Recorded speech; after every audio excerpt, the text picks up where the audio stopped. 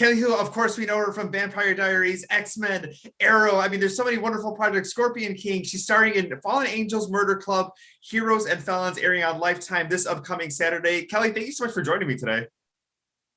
Oh, it's such a pleasure. Thank you so much. So let's go ahead and talk a little bit about this series. I mean, there is a love of books and you have to have a criminal record. Toni Braxton is the executive producer and the star. Let's talk a little bit about the series first, because it's not just one film, it's an anthology.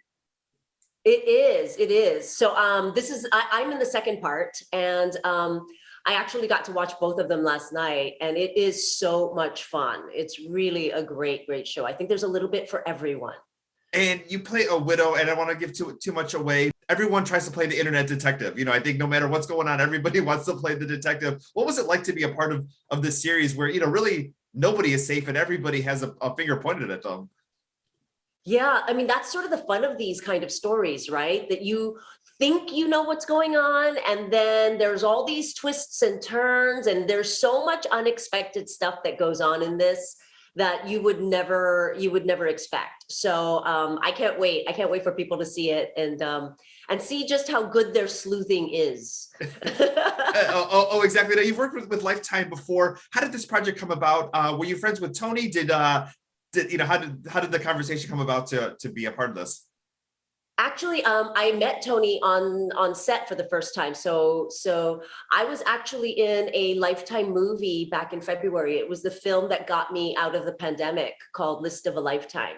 And I was really hesitant to work before that. You know, everybody was still like hunkering down, and I got this amazing script across my desk, and at first my agent was like, you know, I know you don't want to work yet, but just read the script. And I read the script and I thought, oh, I hope it's really bad so I can just pass, you know, but it was amazing. And so I had to do it. And I just became a part of the Lifetime family.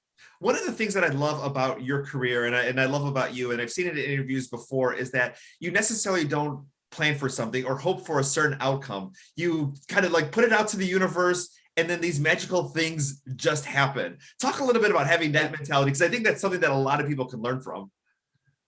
Well, I do believe in manifesting. You know, I believe in saying things out loud. So, or actually having like a bucket list, stuff that you write down, in hopes that one day it will come true. Because I feel like if you just kind of put it out there into the universe, then, you know, God or whoever hears what you're saying, and maybe they can actually make it happen for you. But I love just sort of living, you know, in the moment. I have all these great dreams and hopes and wishes, but life is so good, you know, you got to live in the moment too. Oh, exactly. And two hopes and wishes. I mean, these are maybe ones that I'm putting on you, but at least just want to get your take on them. You grew up in Hawaii. Any plans or any manifestation as far as wanting to shoot a project back there? Well, you know, I have been shooting in Hawaii a little bit. I got to shoot an amazing film called Finding Ohana just before the pandemic. And it was so awesome to be back home shooting and on set there. There's just a different sort of magic, you know, in Hawaii. Even as soon as you step off the airplane, you can feel it. But working there in particular, I think maybe amongst all the local cast and crew, it's just, for me, it's really a sense of comfort and magic just being on set there.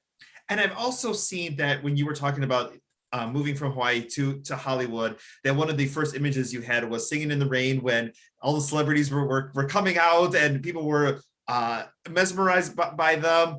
As far as that story, you know, I always think like, oh, I wonder if a musical or Broadway is in your future. Is that something that you know, planned on? Is that something as well? Oh, I have such a phobia of singing in front of people. It is not on my bucket list, or it would be a miracle if something like that could ever come true for me. And, but you know, miracles happen.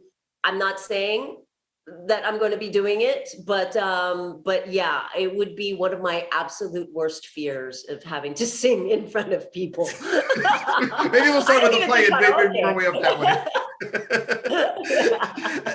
another thing too, especially with all the science fiction and the projects that you have as far as Arrow, Vampire Diaries, being part of the X-Men family, and you've come to Chicagoland for Wizard World and some of the comic book conventions. Are you planning to pick that up again as far as, now that we're coming out of the pandemic?